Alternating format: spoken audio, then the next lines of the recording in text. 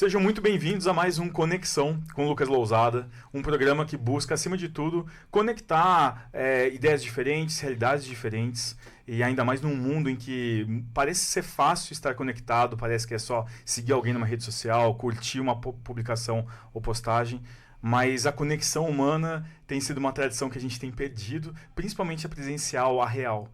E o Conexão com Lucas Lousada é para resgatar essa conexão real de realidades, de histórias e de pessoas. Acima de tudo, uma vontade de fazer a nossa parte para deixar um legado para que muito do conhecimento humano que a gente tem aqui em Taubaté, que a gente tem aqui na região, não se perca entre só conversas de bar ou na saída de uma sala de aula ou em conversas num almoço de domingo à tarde. Que seja um registro de que nós temos uma riqueza enorme de pensamento, de leitura do que será a Taubaté, o Vale do Paraíba, o Estado de São Paulo e, por que não, a sociedade de hoje para daqui a alguns anos. No Conexão de hoje, a gente tem o prazer, eu tenho um grande prazer de receber um professor de Direito aqui da Universidade de Taubaté, acima de tudo, um grande mestre do Direito, mas por que também não falar do ótimo gosto por jogos de RPG? Um grande fã da saga Zelda, isso que para mim mais chama atenção, porque temos esse gosto em comum. Fernando Pedroso, o famoso Guga, muito obrigado por ter aceito o nosso convite. Eu que agradeço de todo o coração o convite, né, a possibilidade de estar aqui falando conjuntamente hoje com você sobre um assunto tão relevante, um assunto tão importante. No Conexão de hoje, a gente vai viajar um pouco para uma situação contemporânea, mas que sazonalmente a gente viu na história da humanidade.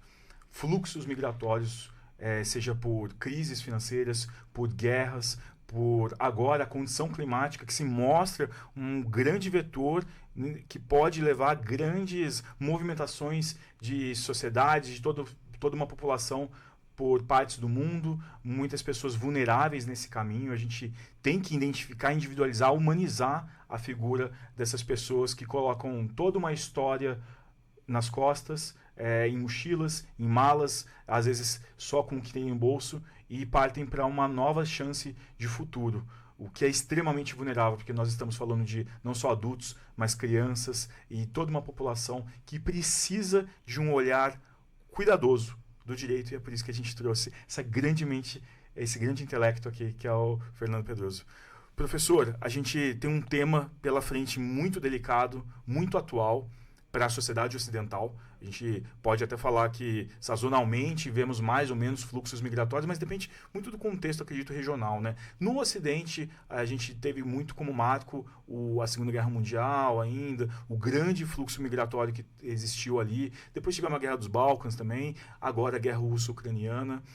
Também a pressão ali dos países, tanto do norte da África e também do Oriente Médio, numa fase ainda ainda recente Primavera Árabe e todas as alternâncias de poder que nós tivemos ali. Por que também não trazer para o contexto da América do Sul? A gente tem exatamente umas regiões mais perigosas para quem migra hoje, que é a fronteira entre a Colômbia e o Panamá, uma selva em que exploração humana ali é pouco. E nesse contexto, a gente tem o ser humano precisando ser defendido. Professor, em tempos de Trump, em tempos de voltar a uma ideia de construir muros, quem é essa pessoa que migra hoje no planeta Terra? Perfeito. Como você muito bem colocou, né, belicamente, se a gente for para pensar, hoje além da questão, né, Ucrânia e Rússia, nós temos também o Hamas Israel, né? Nós temos recentemente a questão bélica que levou muitas pessoas a se furtarem da Síria. Eu acho que até uns 4 anos atrás teve uma imagem que girou o mundo, que era de um menino sírio de mais ou menos 5 anos, morto, né? Numa baía, numa praia, e infelizmente estava tentando se furtar para melhores condições de vida. A gente sabe que a guerra, como aconteceu com a Segunda Grande Guerra, leva a esse fluxo migratório, mas não somente essa questão, como você muito bem trouxe, as questões de natureza ambiental, né? Hoje mais recentes, né? Até porque a gente sabe, dentro dos direitos humanos, dentro dos direitos fundamentais, que o meio ambiente ele gera uma lesão muitas vezes de natureza transnacional, e a questão, né, no mundo cada vez mais globalizado, de um capital mais líquido, né, a questão orçamentária, né? Se a gente for parar para pensar já regionalmente na América do Sul, a gente pode observar esse movimento da Venezuela, muitas vezes, se furtando daquele país e indo para os países que estão no seu entorno. Numa escala global, se a gente até for parar para pensar, né, o Trump agora e a China, que houve, né, recentemente a ligação de 75 países para que parasse essa escalada, né, do chamado tarifaço. Isso. Mas era uma grande preocupação que gerasse uma quebra mundial, né, e com isso também esse movimento migratório. De qualquer forma, né, quando a gente pensa nessas questões, a gente tem que falar dos direitos humanos e dos direitos fundamentais. Esses direitos humanos ou fundamentais são direitos mínimos para que a pessoa tenha uma vida digna. Qual que é a diferença de direito humano e de um direito fundamental? Os direitos humanos, eles são previstos em tratados internacionais, enquanto os direitos fundamentais, eles são previstos na nossa Constituição, né? Mas, de qualquer maneira, né, se a gente for parar para observar, sejam direitos humanos ou direitos fundamentais, nós podemos estudá-los de forma fracionada. É óbvio que todos esses direitos, eles são interdependentes, eles são direitos complementares, e esse fracionamento ele só dá por uma natureza pedagógica, né? No ano de 1979, houve um doutrinador chamado Karel Vazak, e ele fracionou os direitos fundamentais inicialmente em três, né? Em três movimentos históricos, ou as primeiras três dimensões, que levam, inclusive, os estándares da Revolução Francesa, né? Liberdade, igualdade e fraternidade. O que seria isso? Liberdade seriam os direitos fundamentais, direitos esses que buscam, então, uma não atuação estatal. Aconteceram justamente após, né, a Revolução Francesa, onde a gente sabe que, né, a população buscava sua libertação com relação ao absolutismo monárquico. Então, eles não queriam uma ingerência do Estado, porque Luís XIV ele falava, o Estado sou eu e, né, obviamente, praticava abusos. Foi justamente nesse movimento, né, que surge a Constituinte Burguesa, que leva, né, até aquela questão do que é o terceiro estado, que foi muito bem retratado na obra dos Miseráveis. Então, nessa primeira dimensão, a preocupação é que o Estado nada fizesse. É onde surge, então, por exemplo, o direito à vida, né, o direito à liberdade de pensar, o direito, então, à liberdade de ir e vir e tudo mais. Óbvio, né? Muitas pessoas não sabem, então é até interessante a gente falar isso, que nem a vida ela é absoluta. Porque dentro do direito brasileiro existe pena de morte, algumas pessoas não sabem, né? Que é, no caso de guerra declarada, que se dá para um eventual fuzilamento. E hoje, né, só para trazer essa informação, nós tivemos o tiro de abate, que é uma discussão, né? O que seria o tiro de abate? As aeronaves que entram sob suspeita de tráfico de entorpecentes dentro do nosso território, né, aéreo, então, da nossa soberania, podem vir a ser abatidas, né, de acordo com a lei que regulamenta essa questão do espaço aéreo nacional. Surge depois um segundo movimento, uma segunda dimensão, que é uma dimensão que preocupa, né, tecnicamente, os países que recebem, né, esse movimento migratório. Que serão os direitos, né, a gente sai dos direitos negativos e vai para os direitos positivos. São os direitos chamados de prestacionais. O que é isso, né? Nós observamos, principalmente pós a quebra da Bolsa de Nova York, que não adianta o Estado nada fazer para que nós tenhamos uma vida digna. O Estado sim precisa agir. Então surge o que a gente denomina de um constitucionalismo social, um constitucionalismo moderno. Nos Estados Unidos, né, surgem aquelas políticas do New Deal, que buscam o welfare state, né, que é o bem-estar social.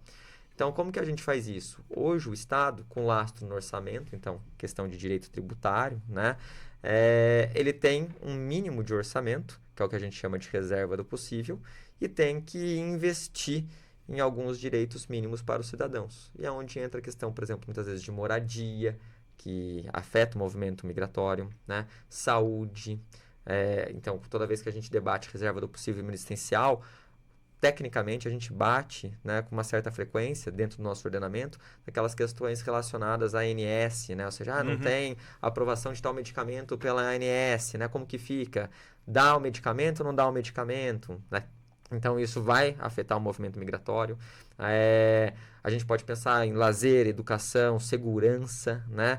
Então, essa é a grande preocupação, porque muitas vezes os estados que recebem esses indivíduos, eles se preocupam que com o orçamento deles já limitados, eles têm que assistir várias outras pessoas. Então, tecnicamente, assim o fazendo, eles vão deixar de prestar com qualidade, né? Ou tecnicamente, com o dinheiro que já é escasso, determinadas atividades que eles deveriam fazer. Então, a gente entra naquelas chamadas escolhas trágicas. Exatamente. Que a gente sabe que o nosso orçamento, tecnicamente, de fato, ele é limitado. Não dá para cobrir todas as despesas possíveis, né? Então, essa discussão de reserva do possível, mínimo existencial, que acabam tendo os países que recebem esses imigrantes. A terceira dimensão é a questão ambiental, né, que a gente já trouxe, que seria uma dimensão buscada aí a todo mundo, onde entraria o meio ambiente. Então, óbvio, a gente sabe que hoje, no mundo cada vez mais conectado, no mundo cada vez mais interligado, né? As questões ambientais, elas geram fluxos, seja por desmatamento, seja por enchentes, furacões, né? Cada vez mais vemos, né, até mesmo algumas questões ambientais que antes, há 20 anos, não tínhamos aqui dentro do Brasil, né? Então, furacão no Rio Grande do Sul que gera uma grande devastação. E, tecnicamente, temos agora a quarta e quinta dimensão, que em 1979 não era debatida. A quarta dimensão é justamente essa dimensão que busca uma universalização desses direitos. Porque não adianta eu trabalhar, né, o direito à liberdade de crença no meu solo, dentro da minha soberania, sendo que em outros países essa liberdade de crença, ela muitas vezes acaba sendo limitada, né? Então, dentro dessa universalização dos direitos, surge o direito à paz. Então, em tempos de conflito, devemos buscar sempre a solução pacífica dos conflitos, né? E isso é visto, inclusive, na nossa Constituição, na parte dos nossos primeiros artigos. Salvo engano, isso já se encontra no nosso artigo 4º da nossa Bíblia Política, né? Da nossa Magna Carta, né? Então, a gente entra dentro desse movimento migratório com relação a isso. Questão de reserva do possível nos estados, né, que obviamente acolhem os imigrantes, e direito à paz, né, e direito, obviamente, a dar o máximo de direitos e garantias fundamentais e humanas para aquelas pessoas que, de fato, se furtam de seus respectivos países, abandonam seus familiares, né, e abandonam, muitas vezes, a sua própria cultura. Interessantíssimo, assim, para a gente poder fazer um recorte, a gente então tem seres humanos que são detentores de uma gama, um grande leque de direitos, tradição secular, como o professor bem trouxe, iniciando ali no contexto moderno, principalmente após e contemporâneo após a Revolução Francesa, né?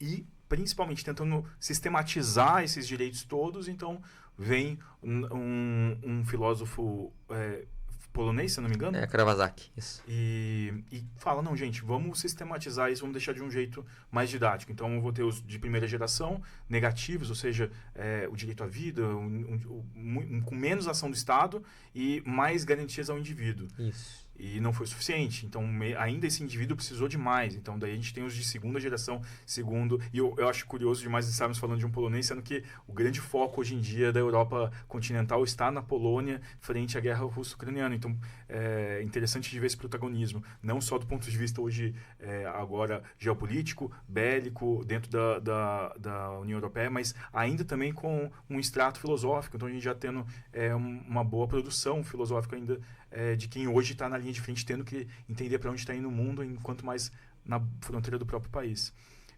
Então, o Karol Waszak trouxe também de terceira dimensão, que seria a fraternidade, e aí a gente traz, então, a grande demanda atual por pauta ambiental. Temos, num país como o Brasil, já a dificuldade de algumas populações terem acesso à água, né? Então, a gente vê aí a pressão ambiental chegando para que o direito tenha respostas. E, como o professor muito bem colocou, esses direitos todos antes circunscritos a como cada país tutela, ou seja, normatiza, como cada país coloca na sua Magna Carta, como cada país. E a gente tem movimentos migratórios que são mundiais, que não tem fronteira política que segure. A gente tem fome não tem fronteira, sede não tem fronteira, guerra não tem fronteira muitas vezes, e o resultado da guerra não tem fronteira muitas vezes.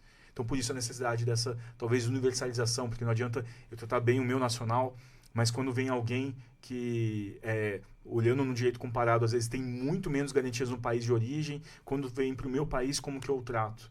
E o professor colocando já todas as cartas na mesa, porque não olhando só assim o direito desse ser humano de buscar uma vida digna, com segurança, longe de zona de conflito, longe de zona de catástrofe climática, mas também trazendo uma necessidade de resposta por esses estados que o acolhem, que vão ter por obrigação, justamente por essa universalização dos direitos, que dá acesso à saúde, acesso a uma segurança pública, acesso a uma mínima cidadania, enquanto passa por um processo de reconhecimento de qual a natureza jurídica daquela pessoa agora, se é um refugiado, enfim. E nisso nós temos já quero até trazer o assunto mais inflamado, que é, nós temos justamente agora essa discussão da universalização e, como comparativo, uma política migratória inovadora para o que estava sendo o mundo até então, que está sendo do atual governo do recém-eleito, recém-impostado, muito embora a cada semana parece que a gente vive um século da geopolítica, então parece que já faz anos que a gente está tentando entender para onde está indo o mundo com Donald Trump no poder dos Estados Unidos. E decisões desde enfim, o envio de populações, de famílias que não estavam ali, numa certa forma, legalizadas num procedimental, uma formalização para a entrada desses indivíduos no Estado americano, no Estado estadunidense, e agora expulsos, famílias separadas, a própria postura do governo federal estadunidense de certa forma, não acompanhando a agilidade de algumas respostas judiciais. A gente viu juízes de primeira instância nos Estados Unidos tendo respostas e trazendo decisões judiciais. Quer dizer, a gente está, então, não só vendo uma pressão em cima do direito, que vai ser o direito humanitário, mas isso também está trazendo uma pressão dentro do sistema de freios e contrapesos dentro dos Estados Unidos. Para a gente começar por algum ponto, onde que nós podemos colocar, dentro da experiência recente estadunidense, os direitos humanos, o direito daquela pessoa que migra? Não, perfeito. Até antes, trazendo uma ponderação, é que assim, nós que somos o direito sabemos o que é o sistema do checks and balances, né, que é o freios e contrapesos. Mas para quem muitas vezes que nos ouve e não conhece, significa o seguinte, que pós-Revolução Francesa, justamente para que o poder, né, não fosse uno, e a gente sabe que quem tem o poder acaba abusando do poder, houve uma tripartição das funções do poder. Então, hoje, né, nós abraçamos a proposta de Montesquieu, já adotamos preteritamente a de Benjamin Constant. Né? Na nossa Constituição de 1824, a gente tinha o poder moderador. Mas hoje nós temos 3 funções de poder: executivo, legislativo e judiciário. Todos eles são harmônicos, independentes entre si. Então, tecnicamente, é justamente para trazer esse balanceamento, né? Que é o sistema de freios e contrapesos. Se um deles excede, né? Tem o outro para dar uma segurada. Né? Então, esse é o primeiro ponto. O segundo ponto, né, enquanto estava falando, que eu achei interessante, é que, tecnicamente, os Estados Unidos, ele muitas vezes sempre trouxe algum tipo, ainda que seja pequeno, de lesão a uma perspectiva de direito internacional, né, aos direitos humanos como um todo. Por quê? Porque em 1948, principalmente logo após, né, a questão da Segunda Grande Guerra, surge um documento, né, que chama International Bill of Rights.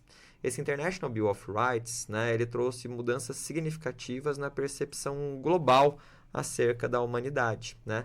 A gente sabe que durante o perfazer da Segunda Grande Guerra Mundial, até mesmo pelos experimentos que os judeus, né, sofriam nas mãos dos nazistas, né, a gente pode falar então até do Anjo da Morte, Joseph Mengele e tudo mais, o ser humano era entendido mais como meio, não como fim em si mesmo. Por que como meio? Porque eles falavam assim, não, o que eu estou fazendo é para evolução da ciência. Então, tecnicamente, eles faziam experimentos, né, a pretexto de dizer que a ciência estava evoluindo.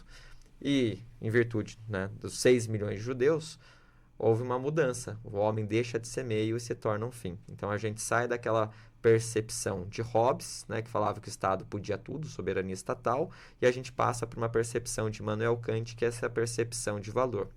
Com base nisso, surge o que a gente fala do princípio do pro homine. Né? Então, assim, hoje, tudo que a gente discute num viés internacional, eu sempre tenho que buscar uma interpretação mais favorável ao ser humano como um todo. Tá? E por que eu estou falando disso? Porque, ainda que o Estado ele seja soberano para tomar as suas próprias decisões, né? E isso vale para o Brasil, mas como para todos os outros países do mundo, ele precisa observar os tratados internacionais do qual ele é signatário. Tá? Então, a gente chama, muitas vezes, essas questões que é um diálogo entre o direito interno e o direito internacional de vasos comunicantes ou cláusulas de retroalimentação. Eu tenho que ver, então, se o meu direito interno não traz uma determinada proteção, se algum tratado internacional que eu sou signatário traz essa proteção ao ser humano. Tá? E nessa perspectiva, né, os Estados Unidos ele não olha muito de uma forma heterônoma, né? Os Estados Unidos, ele não tem uma percepção, então, vamos dizer assim, internacional, né? Ele tem uma percepção dele e sofre, né, algumas sanções, até mesmo dentro do sistema de proteção global, né? Se a gente for observar, logo após os atentados de 11 de setembro, né, foram criadas as chamadas prisões de Guantánamo. Dentro do direito, né, inclusive, surgiu até uma discussão no direito penal, mais especificamente, sobre o chamado direito penal do inimigo. O que é o direito penal do inimigo? Então, eu entendo alguma pessoa como minha inimiga, né? No caso, eram os terroristas, mas eles não diziam que eram os terroristas, né?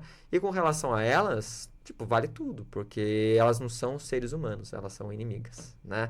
Então, assim, eu posso, então, realizar o que eu bem entender, prender como forma bem entender, sem contraditório, sem ampla defesa, sem um devido processo, né, um due process of law, e, enfim, realizar as maiores atrocidades possíveis. Isso foi bastante discutido à época, né, inclusive dentro do Sistema Global de Proteção.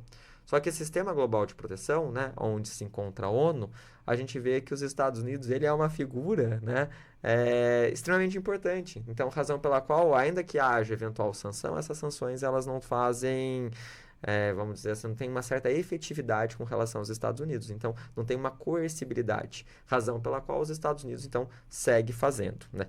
Essa questão com relação, então, a que eles estão mudando nessa política migratória, estão extraditando sem, muitas vezes, um pedido de extradição, né? Tem gerado uma certa discussão. Até, se a gente for parar a pensar, há algum tempo atrás, no Brasil, algumas pessoas vieram nos seus voos algemados. E daí teve que, né, ser ventilada a informação de que, calma aí, mas parte da premissa é que todos os voos, tecnicamente, assim o seriam, né? Mas será que houve algum tipo de abuso durante o voo? Porque as pessoas que lá se encontravam pontuavam, né? Que os agentes que lá estavam meio que batiam, empurravam, razão pela qual eles forçaram o pouso do avião, né? Então, essa é uma outra discussão que a gente pode levantar nessa premissa de natureza internacional, né? Perfeito. E só falando da questão da ONU, se a gente for ver, após a Segunda Grande Guerra, a ONU foi criada com a finalidade de solução pacífica dos conflitos. Tudo bem. Dentro do Conselho de Segurança da ONU, né, nós temos 5 países permanentes e 10 países que são votados pela Assembleia. Quem são os 5 países permanentes? Né? A gente tem Estados Unidos, que está sempre, teoricamente, em movimento de beligerância, né? Em movimento de guerras, os Estados Unidos está sempre presente. Temos a Rússia, né? Que também se encontra justamente nessa proposta, né? Nós temos a China, que, se a gente for parar para pensar na questão do tarifaço, hoje os dois protagonistas, né, os dois principais atores são os Estados Unidos e a China. E daí nós temos outros 2 países, que são os países que fizeram a Guerra dos 100 anos, que por sinal é mais de 100 anos, né? Que seria a França, não a Inglaterra, mas assim o Reino Unido, né? Um pouco mais abrangente. Então, esses são os 5 membros que integram o Conselho Permanente de Segurança. Então, se a gente for ver, os 5 estão sempre envolvidos em algumas questões. Atualmente, Estados Unidos e Rússia fizeram um acordo para suspender a guerra na Ucrânia. Ainda tem essa suspensão, né? Mas antes da suspensão, a Inglaterra ajudou a Ucrânia contra a Rússia, né? E a França deu armamento nuclear para a Ucrânia contra a Rússia. Então, os 5 que estão no Conselho Permanente são, tecnicamente, aqueles que mais geram beligerância e discussões que a gente está tendo exatamente nesse momento. Sim. Tá? E depois, óbvio, né? Estou falando muito, vou deixar você falar, mas depois eu até vou trazer a discussão com relação a essa questão dos movimentos, né? Porque se a gente parar para pensar, muitas pessoas perdem as suas respectivas nacionalidades, né? Daí gera uma outra discussão, mas... Não, é muita coisa para falar. Sim, não, é um assunto muito denso e por ser muito atual, ele não só tem uma atualidade por estarmos vivendo fatos próximos da nossa realidade agora, mas ele também se torna atual na medida em que todas as grandes discussões que trouxeram grandes marcos civilizatórios na história do direito ocidental, principalmente, vieram depois de grandes momentos de beligerância ou de grande tensão geopolítica, né?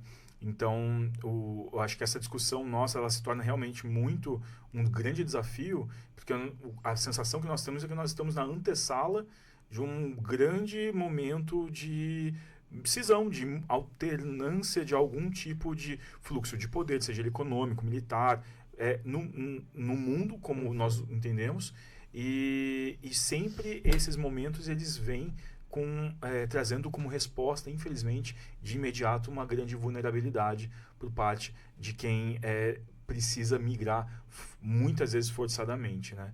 E nesse ponto, daí, então, nós temos os Estados Unidos hoje capitaneado pelo governo Donald Trump, se tornando novamente os Estados Unidos a visão do que era aqueles Estados Unidos ainda na antes da entrada na Primeira Guerra Mundial, um Estados Unidos mais isolado e pouco afeta uma discussão plural no sentido de como que as suas atitudes enquanto país soberano, mas acima de tudo como liderança de um corpo de países mundialmente reconhecido que está, por exemplo, dentro da ONU, e como que essas decisões da política interna americana estão afetando políticas que transcendem fronteiras. A gente está vendo uma diminuição, você trouxe a ONU, mas a gente vê uma desidratação do que é o Conselho de Segurança da ONU anos a fio, como o professor bem trouxe, os próprios países que estão ali para serem a segurança do mundo são os que mais beligeram. E para não dizer dos Estados Unidos que, se eu não me engano, tem até eu não vou saber se é fake news ou não, mas tem nesses estudos de rede social, pseudo-estudos de rede social, mas os únicos anos em que os Estados Unidos não estavam em guerra. E assim, é uma coisa assustadora, é um dado assustador de perceber que é uma nação que, capitaneando a formulação de um dos principais órgãos pós-Segunda Guerra Mundial, sendo que foi esse o mesmo país que utilizou de armas nucleares até aqui contra seres humanos, né? Cria toda essa estrutura, uma previsibilidade de uma coexistência internacional focada no ser humano, quer dizer, rompendo com o passado nefasto de uma experiência da Alemanha nazista e da Segunda Guerra Mundial, em que a humanidade foi colocada de lado e o ser humano foi visto como apenas um artifício num processo maior, e essa desumanização produziu os terrores em campos de concentração. O professor trouxe muito bem a figura do Anjo da Morte, do Mengele, que inclusive veio a falecer no Brasil, né, como alguém que veio, não sei se refugiado, mas não sei qual a natureza jurídica com que ele entrou no país. E temos toda essa discussão colocando novamente como justificativa as políticas hoje estadunidenses, talvez novamente desconsideração da humanidade, do ser humano como um fim em si mesmo, e colocando ele no meio de um processo às vezes de desenvolvimento, um processo às vezes de resgate de um protagonismo econômico, ou de enfim, são diferentes as justificativas que estão sendo colocadas na mesa, e a gente só ligar o noticiário que a gente entende algumas delas, para que os imigrantes estejam sendo tratados com as expulsões e os voos, como o professor bem colocou aqui. Então, de um ponto, nós temos os Estados Unidos que basicamente ditou que é direito internacional, direito humanitário, porque era o principal país que sustenta a ONU, até, e também a Organização Mundial da Saúde, entre outros, né? E esse país hoje está numa política interna que, refletindo na externa, está reduzindo o escopo, reduzindo o horizonte de quem tem, afinal, acesso a esses direitos universais. Então, ali privilegiando muito mais os nacionais, e desconsiderando por a justificativa de segurança interna, segurança urbana, segurança econômica, enfim, colocando ali que muito da culpa está nos imigrantes, né? E a gente está vendo aí, então, esses voos todos que estão acontecendo, chegaram no Brasil, outros foram para outros países da América do Sul, mas todos eles com casos e relatos de arrepiar, de um retorno para não olhar no ser humano um fim em si mesmo, mas tão somente uma parte num processo em que um país está buscando encontrar ou retornar à sua própria hegemonia. Nesse ponto, professor, então nós temos já um precedente para discutir a postura do governo estadunidense a respeito do direito internacional. Precedentes que possam trazer uma discussão então temos um rompimento do que era a tradição vinda desde o fim da Segunda Guerra Mundial, Como que o professor avalia? Eu sei que é basicamente pedir uma bola de cristal no meio de um contexto geopolítico que a cada hora nós estamos tendo uma mudança, né? Mas a gente pode falar que já é uma nova fase de leitura do direito humanitário, de leitura do direito universal? Perfeito. Mas antes de você, né, de trazer a resposta também, duas coisas que me vieram à cabeça, né? A primeira delas é uma passagem de Martin Luther King, né, que escreveu Eu Tenho um Sonho e tudo mais. Mas essa, né, trecho que eu extraio não se encontra nessa principal fala dele, né? Mas ele fala que aprendemos a voar como pássaros, aprendemos a nadar como peixes, mas não aprendemos a conviver como irmãos, né? Então é mais ou menos isso. Muitas vezes a gente olha muito para os nossos, né, que é o que está acontecendo com os Estados Unidos, mas não olha para todos, né? Então tem uma visão para os norte-americanos, mas esquece a premissa do resto do mundo, né? Que se a gente for parar a pensar, é um contingente muito, mas muito maior que os Estados Unidos, né? E a segunda coisa que eu lembro, já que a gente está falando, você começou falando de coisas nerds, né? De Zelda e tudo mais, gosto também, muitas vezes, de extrair, né, algumas músicas, até mesmo de desenhos, filmes, né, para fazer inserções dentro da questão de docência. E tem uma música, né, de Pocahontas que chama Colors of the Wind, né, depois, né, qualquer coisa procurem, né, que também faz essa narrativa, né, que no caso, o inglês que chega, ele também não aprendeu a olhar sobre o prisma dela, né? O prisma dela como uma índia nativa, né? Então, é mais ou menos isso. Tipo, a gente esquece muitas vezes de observar as necessidades dos nossos pares, né? Então, quando você estava fazendo a sua... Eu estava lembrando dessas duas coisas. Parando para pensar agora, voltando à sua pergunta, nos Estados Unidos, né? Hoje os Estados Unidos, ele está nas duas frentes, se a gente for para pensar. Ele está, sim, buscando a solução pacífica dos conflitos, né, entre Rússia e Ucrânia. Então, se a gente observar o movimento política de Trump, já começou nesse sentido, buscando uma pacificação, né?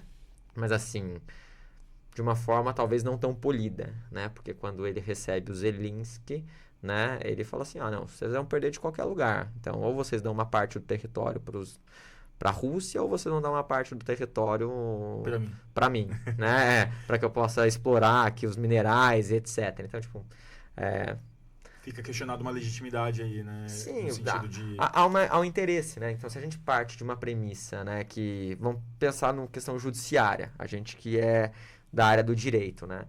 A gente sabe que o juiz, que seria a função dos Estados Unidos, né? Então, ele tem que ser inerte.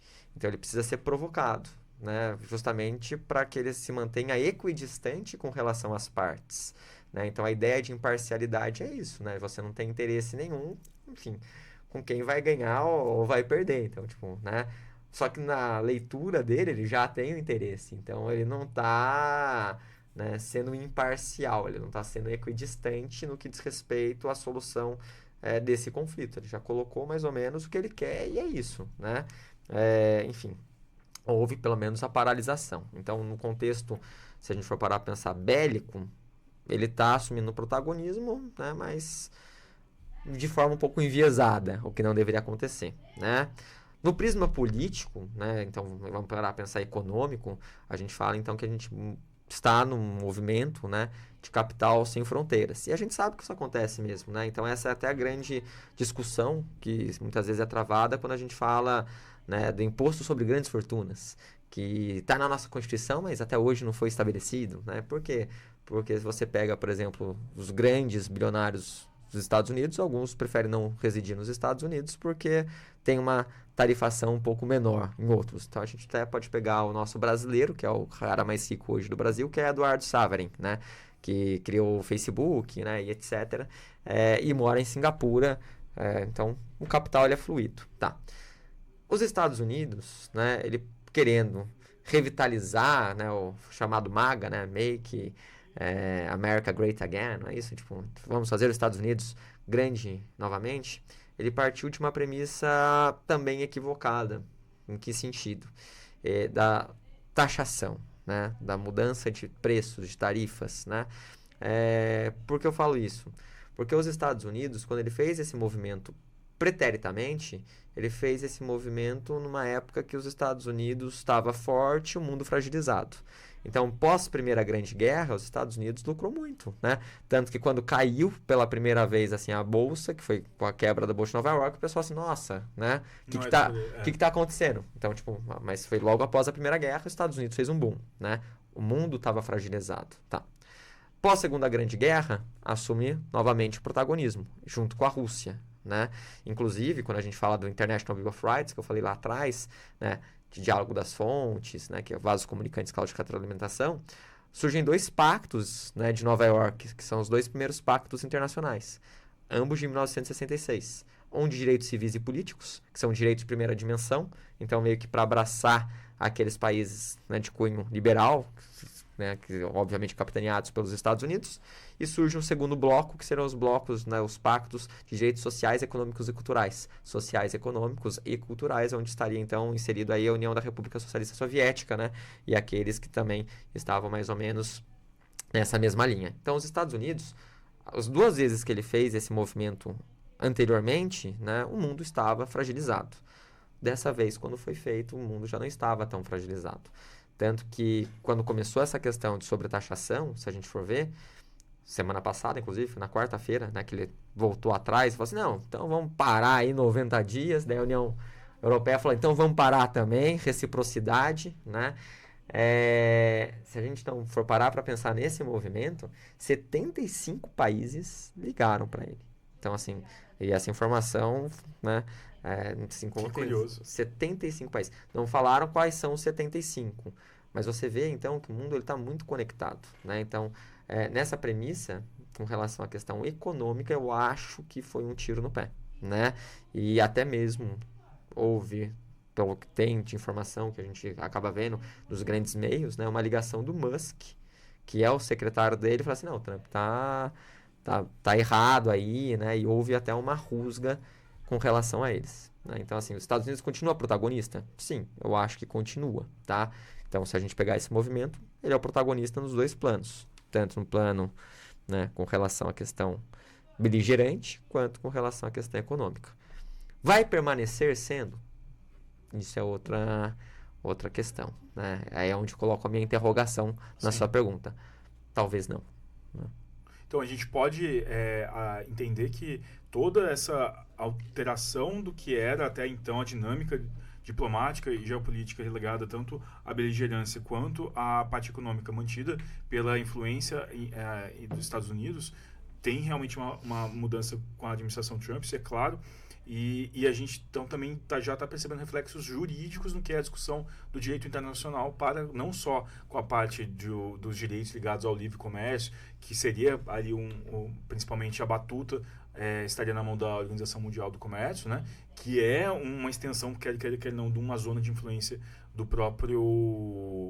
das próprias decisões que estão ligadas muito ao mercado americano, à economia americana, né? Mas então também a gente vai ver, já percebe também reflexos no que é o direito, o que é o ponto desse nosso programa, o direito ligado a quem migra, né? Então a alteração não só do ponto de vista de beligerância econômica, mas também a gente também vai ter que passar por uma reflexão sobre aonde já está tendo alteração nos precedentes para o ponto de vista da discussão ligada à proteção daqueles que estão em imigração. Seria isso também? Seria isso também, né? Até aproveitando, né? Outro apontamento nerd, antes da gente começar. Pra quem gosta de Star Wars, né? O Ameaça Fantasma, que é o primeiro episódio de Star Wars, né? Mas seria o 4º filme. Ele começa a guerra entre a República e o Império, né? Justamente com uma questão de sobretaxação, né? Então, muito bom. Se a gente for parar para pensar no mundo, o bloqueio continental, né? Foi o que gerou a vinda dos portugueses para o Brasil. Então, essa questão de sobretaxação, ela sempre existiu, né?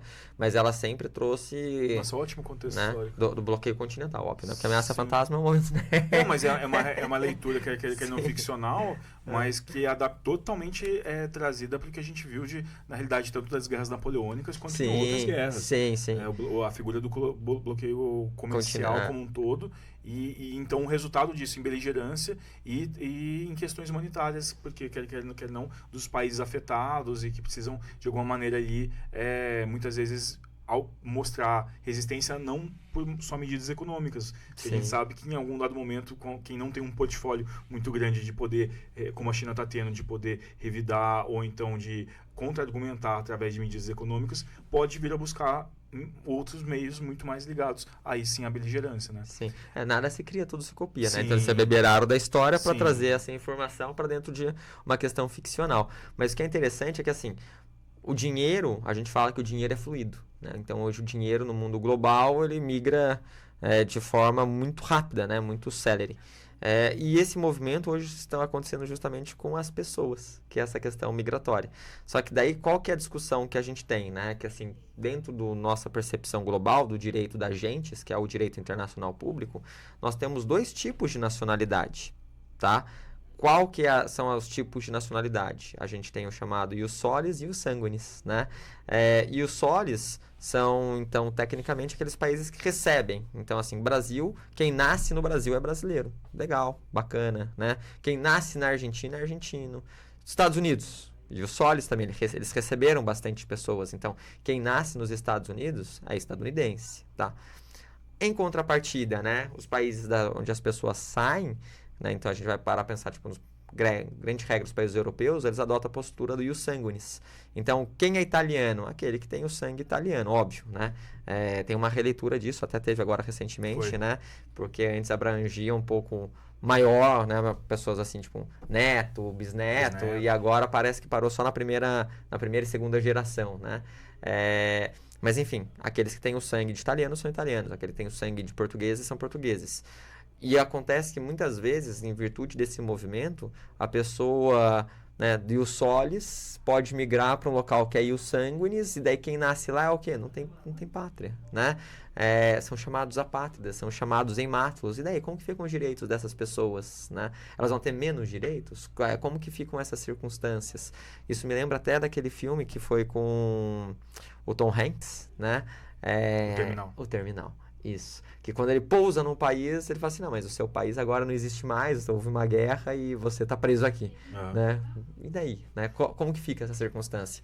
Então, se a gente para e pensa num mundo cada vez mais global, num mundo cada vez mais plural, né? E num mundo cada vez mais interconectados, algumas regras vão ter que ser aí alteradas em virtude disso. O Brasil, recentemente, né, com a emenda de número 131, ela narrou, né? Falou assim, olha, se você opta por deixar a sua nacionalidade, né, porque você foi forçado a isso, se você voltar para o Brasil, a gente vai te dar a sua nacionalidade novamente, né? Porque alguns países você, para ter a outra nacionalidade, tem que abrir mão da anterior. Você não pode ter dupla cidadania, né? Então, o Brasil, pensando nos brasileiros, né, falando assim, não, se você foi forçado a tanto, a gente concede a possibilidade de você voltar a ser brasileiro ao invés de ficar apátrida. Mas esse movimento é um movimento global, né? Ainda me parece que não, né? Tanto que o Brasil, essa emenda 131 é de outubro de 2023, salvo engano. Então, assim, algo extremamente recente, né? Num contexto global. Interessante. Já trouxe até o próximo ponto que eu quero abordar, essa situação do que é o fluxo migratório. A gente já passou, então, pela análise com meio que um pouco contextualizando o histórico, de onde que surgiu. A gente já trouxe a trincheira mais contemporânea que temos, que é os Estados Unidos, e essa tensão que está existindo entre decisões políticas e um direito que já existia ali, principalmente pós-Segunda Guerra Mundial. E agora a gente precisa falar do Brasil. O papel, qual que é o papel do Brasil? E, por que não, assim, quais instrumentos o Brasil tem para, no meio desse cenário em que as pessoas, que muitas vezes vão infelizmente se encontrar na situação mais vulnerável, que é do apátrida, aquele que não tem uma nacionalidade originária reconhecida por nenhum lugar, qual que é a tradição brasileira em situações como essa? Principalmente no direito migratório. Não, perfeito. É só fazer um comentário, né? O Brasil é extremamente relevante quando a gente parte da premissa do direito internacional. Inclusive, a cláusula, né, que a gente fala que toda vez que é criada uma organização internacional nova, Então, vamos pensar na ONU. A ONU é como se fosse uma pessoa jurídica, né? Então, as pessoas físicas, quando criam uma pessoa jurídica, a pessoa jurídica tem uma personalidade específica, uma personalidade própria, né? A mesma coisa acontece nas organizações internacionais. Então, quando eu crio, por exemplo, a OEA, a ONU, os países que a integram deixam meio que ter a sua própria personalidade e é criada uma personalidade nova. O nome da cláusula que cria essa personalidade jurídica nova chama cláusula Raul Fernandes. Raul Fernandes é um diplomata brasileiro, né? Você pode ver, então, assim, que o Brasil, né, ele tem uma importância, né, e uma relevância no contexto internacional grande. Tanto que, se a gente for parar para pensar na Corte Internacional de Justiça, que é a corte relacionada justamente à ONU, né, são eleitos 15 juízes para essa corte internacional. Desses 15 juízes, né, todos são eleitos pela Assembleia Geral, então passam por todos os países que integram a ONU. E os juízes eles podem ficar 9 anos sendo reconduzidos por mais 9 anos, né? Até 2023, salvo engano, nós tivemos aí o Cansado Trindade, que só deixou de ser juiz porque acabou, infelizmente, vindo a falecer, né? Mas ele já tinha cumprido 9 anos e havia sido reeleito, né, reconduzido para mais 9 anos. Então, assim, então, somos protagonistas, né, num cenário internacional. E eu acho isso muitas vezes interessante porque a gente sabe que as pessoas que são brasileiras muitas vezes têm aquela síndrome que a gente brinca que é a síndrome de vira-lata, né? Sim. Não tem essa percepção da nossa real importância. E a gente tem sim a nossa relevância, a gente tem a nossa importância, tanto que a nossa Constituição cidadã, né, ela é uma Constituição que acaba sendo referência na questão dos direitos e garantias fundamentais, porque nós trouxemos um número muito grande de direitos fundamentais. Óbvio, né? Daí a gente pode entrar até em uma outra discussão. A gente tem um rol extremamente grande, mas muitas vezes a gente não realiza, né? Daí a gente fala, não, mas a nossa Constituição é uma Constituição dirigente. Ela traz políticas públicas sucessivas, né, para que a gente chegue até lá. Então, assim, a gente fala que vai fazer, ainda não faz, mas uma hora chega lá, né? Outros já preferem trabalhar a questão da efetividade. A gente só escreve aquilo que a gente pode ter intenção, de fato, de cumprir, né? Enfim... Mas a gente acaba sendo, né, então, com a nossa Constituição de 88, a nossa Constituição cidadã, um exemplo, muitas vezes, para outras constituições mundiais, tá? Agora, o que o Brasil pode fazer, né? A gente fala que, justamente pós a Segunda Grande Guerra Mundial, as pessoas, né, indivíduos, como a gente trouxe, que elas se tornam um fim em si mesmo, elas também viram sujeitos de direito internacional, e isso é muito legal, né? Porque elas, como sujeitos de direito internacional, elas podem estar tanto no polo ativo, quanto no polo passivo de uma demanda de natureza internacional.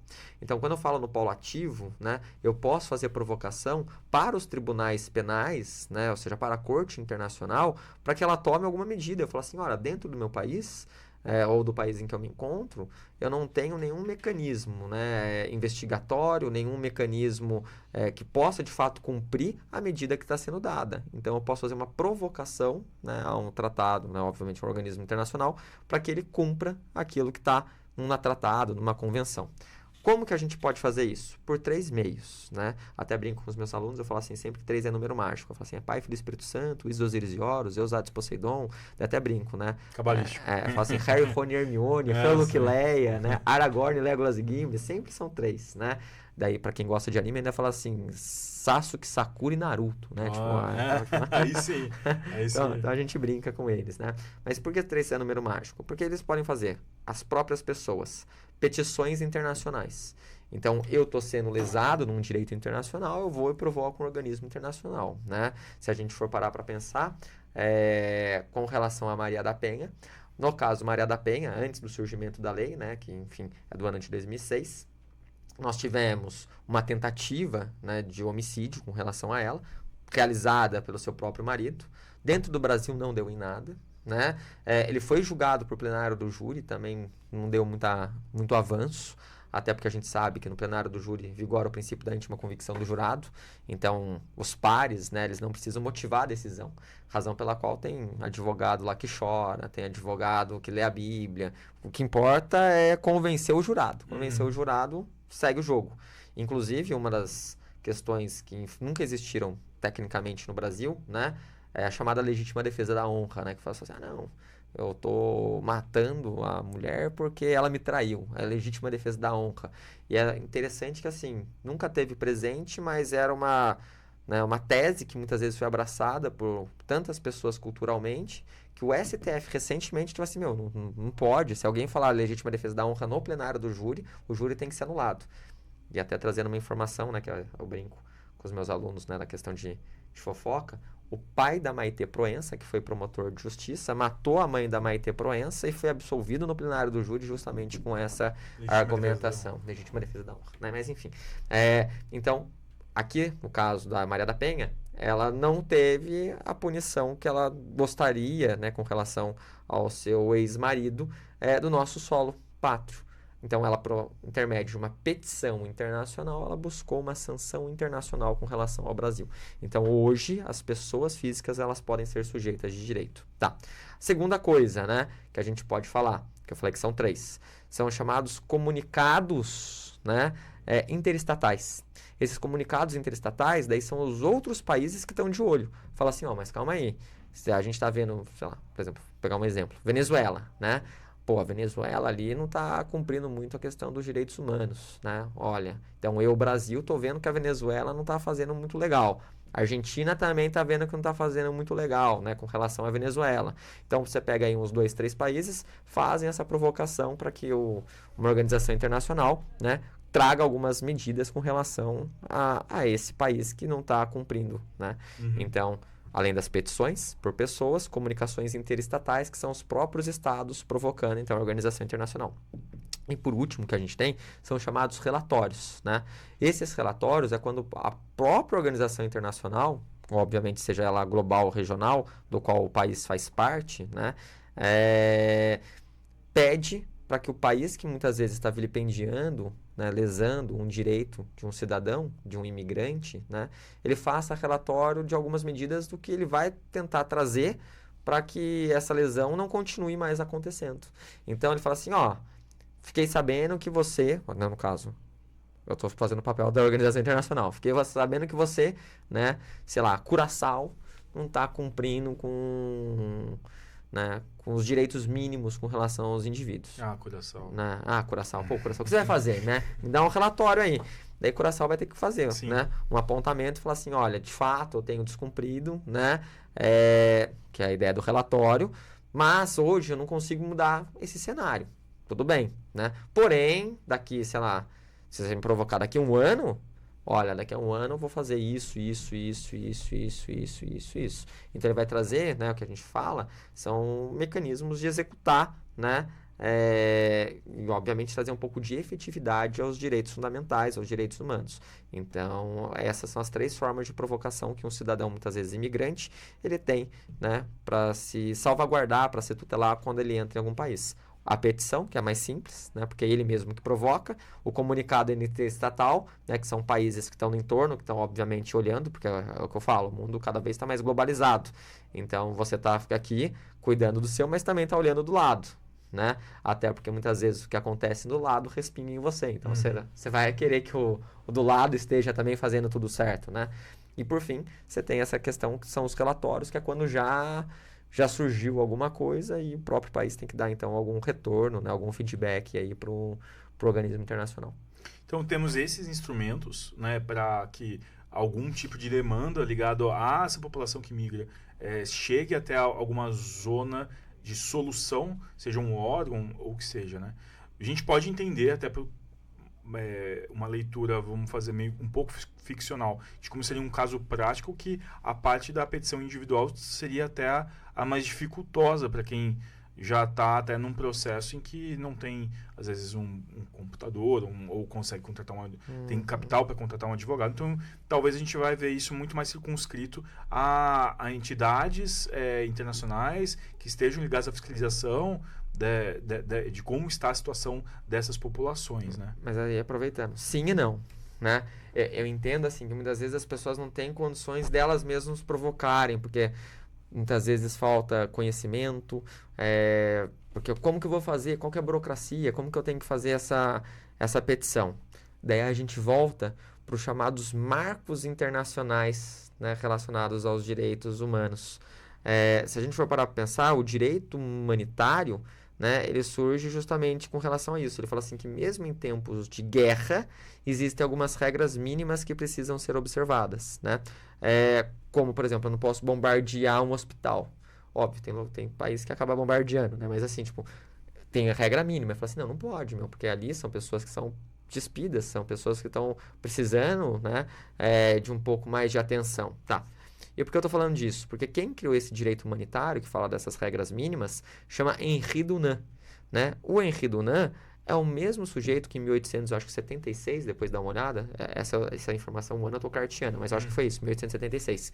Ele criou a chamada Cruz Vermelha, né? A Cruz Vermelha, então, óbvio, é uma prestação de serviço que vai, né, nesses locais onde falta atendimento médico, né, muitas vezes nesse movimento de migração, de guerra, para prestar uma atividade.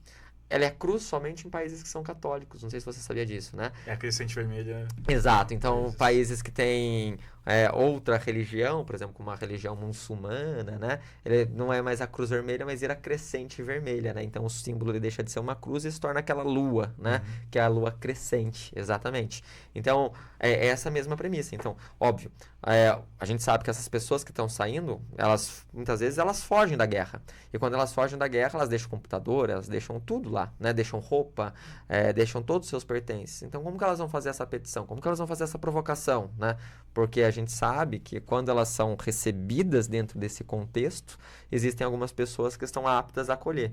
E quando eu falo acolher, é acolher em todas as suas respectivas necessidades. Acolher na parte médica, como a Cruz Vermelha o faz, né? Acolher no sentido, tipo assim, buscar encaixar ela e falar assim, vamos ter algum trabalho, algum tipo de renda, né? Já que se você vai ficar aqui no meu país, não é interessante você ficar desempregado, porque se ficar desempregado, daí vai viver como? Daí muitas vezes você coloca as pessoas à margem, pode até criar aí novos sujeitos do crime, né? Que acaba não sendo interessante. Então, vamos então dar um trabalho, vamos ver o que está acontecendo com relação a você. Poxa, ainda há um desrespeito com relação aos seus direitos, né? Vamos fazer uma provocação, então, com relação a essa questão no plano internacional? Então, assim, existe um mecanismo que a gente chama de um mecanismo multidisciplinar, né? É uma perspectiva que atende, então, todas as searas do imigrante, né? Propriamente dito. Legal. Olha, o papo tem N notas de rodapé para a gente, enfim, estourar até o tempo do programa. Infelizmente, a gente tem pouco tempo e então agora preciso encaminhar para o final, mas querendo uma reflexão, até tomando a liberdade de pedir uma reflexão nesse sentido de como Brasil agora. A gente, lógico, tem na nossa história toda... É muito mais fácil a gente olhar a hipocrisia do outro do que a nossa, né? A gente tem tanto o episódio da escravização atlântica, que foi uma migração forçada, violenta, que a gente até hoje, como país, patina muito para entender todo o contexto que se deu esse triste episódio na nossa história, né? Mais recente também a própria lei da anistia, já acabando a ditadura militar, que trouxe meio que uma borracha para tantos brasileiros que também foram expulsos do nosso país, né? E nós agora aqui justamente discutindo um país que faz isso. Essa hipocrisia toda que eu trago porque nós somos é importante só para contextualizar a audiência do que a gente está falando aqui, que não é uma conversa só para embaixadores, diplomatas, é uma conversa também para Taubaté, para nós. E esse que é o ponto que eu queria entender. Para a realidade taubatiana, uma cidade em que a gente viveu fluxos migratórios, todos nós somos de alguma maneira resultado do fluxo migratório, seja da escravização atlântica, seja das migrações europeias que vieram a partir do final do século XIX, do meio do século XIX até o século XX. Em Taubaté, quem hoje se interessa pelo assunto, onde pode procurar, onde pode se envolver, estudantes de direito, a gente sabe, principalmente jovens profissionais da área, o curso da Unital, que não só tem direito, mas também tem relações internacionais. Como alguém em Taubaté pode fazer a sua parte para entender e talvez também, porque não proteger o direito de quem migra? Não, perfeito. Eu acho que assim, o principal, né, que pode ser feito é se informar, né? E a gente sabe que da mesma forma que é tudo hoje de fácil acesso, né? É buscar essa informação nos principais meios, né? Então, assim, o que está acontecendo no mundo? Não é ficar só lendo, óbvio, né? Assim, eu também leio, então eu faço minha autocrítica aqui, que são aquelas sites de entretenimento, né? Então, Google Gloss, Gossip do Dia, Alfinetage, Delicada, Choquei, Rainha R7. Matos, R7, né? Então, assim, acho legal, né? Mas é legal para você justamente trazer uma desanuviada, assim, para você relaxar, né? Mas, assim, é importante você entender o que está acontecendo no mundo, o contexto, né? E pensar nas implicações do que está acontecendo que pode, obviamente, porventura, ocasionar ou gerar, né? Se a gente for para pensar, Cazuza também já dizia, né? A gente está no museu de grandes novidades. Eu acho que é mais ou menos isso. A história se repete, né? Então, justamente pela história se repetir, a gente precisa conhecer a história, precisa conhecer, né, o que está acontecendo e o que pode, justamente, né, ser revisitado ou acontecer novamente. Mais ou menos isso. Legal. Agradeço demais você ter aceitado o convite para a gente aqui do Conexão. Deixou só o sarrafo mais alto, porque com o tamanho gabarito, com o tamanho intelecto, mas acima de tudo, com uma didática incrível, a gente acho que conseguimos um pouco, uma parcela do desafio, que é tornar um assunto tão denso, mas ao mesmo tempo amargo, mas torná-lo ao máximo que a gente consegue por um caminho de simplicidade, para que a gente consiga ter uma macrovisão do que está acontecendo e sem deixar de despertar futuros agentes de transformação locais que podem sim se engajar. É só, o professor está aqui, ele falou, é só se envolver com o assunto, com a temática, procurar o professor também, né, para quem quiser se envolver mais, porque somos uma cidade formada por fluxos migratórios que já ocorreram, muitos ainda ocorrem. Não sei se alguém se interessa pelo assunto, que vá buscar para ver se a gente tem um mapa de quem são esses migrantes hoje e onde eles estão em Taubaté, né? Com que situação, porque o mundo é um espelho do que nós somos, né? Então, antes da gente começar também, às vezes, óbvio, tem o seu valor, se sensibilizar com o que acontece lá fora, mas talvez tem algum migrante precisando muito, às vezes só se transformar em informação para virar depois política pública e pode estar no seu bairro, né? Então, fica esse chamado. Professor, muito obrigado. O Conexão de hoje encerra por aqui em alto nível, com uma satisfação enorme de poder proporcionar para quem nos assiste reflexão, conhecimento, informação, mas acima de tudo, uma mensagem de esperança. Se você quer se tornar um agente transformador, a receita parece simples, mas na prática é muito complexa, e o professor deu aqui o caminho. Se informe, exerça a sua curiosidade, a sua criatividade, porque os problemas do mundo também são os nossos. Muito obrigado, professor. A gente encerra hoje, então, o Conexão com o Lucas Lousada. Obrigado, gente.